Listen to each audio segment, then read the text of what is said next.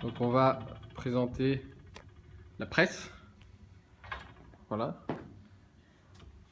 Presse ou en français développé militaire. Mhm.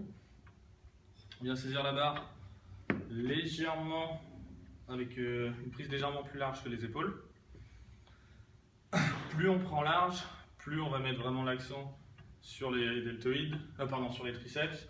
Plus on prend un peu serré, plus ça va être un peu. Plus on prend serré, plus ça va être les triceps, plus on prend large les deltoïdes. Mhm. Mais le mieux, c'est quelque chose d'équilibré, un peu plus large que les épaules.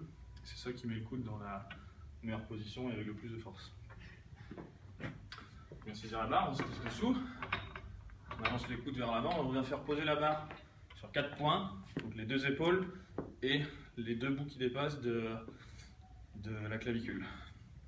Ensuite, on se positionne avec les jambes légèrement plus larges que le bassin, pieds pointés vers l'extérieur, un peu comme au squat, pour être bien stable. Le poids réparti sur l'ensemble du pied.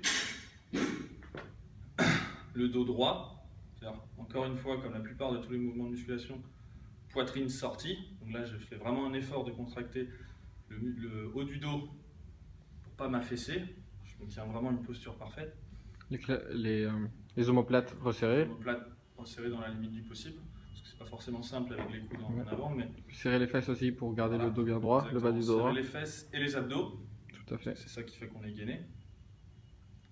On ne tourne pas la tête comme je viens de le faire, là c'est léger ça va, mais surtout pendant le mouvement, on ne verra pas à gauche ou à droite parce que les muscles du cou vont être en tension.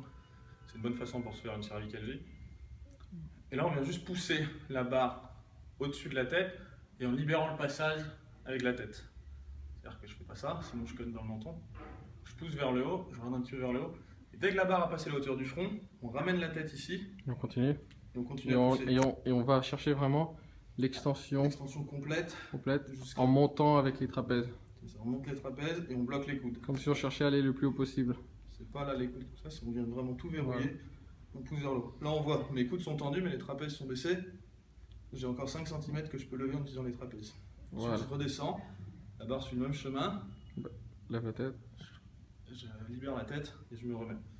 Pourquoi c'est important de reculer la tête déjà de la reculer, c'est pour que la barre ait une trajectoire le plus droite possible. Si je le fais pas, je suis obligé de passer devant et là ça devient vraiment un travail difficile pour les deltoïdes parce qu'on peut voir de côté, si tu te mets de côté, que du coup il y a un levier en fait. Là la barre elle est vraiment au-dessus des épaules. Si je viens ici, c'est dur. Là déjà je souffre juste pour la tenir à 20 kg. Et ensuite pareil, on vient réavancer la tête pour pouvoir pousser en étant complètement aligné avec le centre de gravité. On libère le passage. Voilà.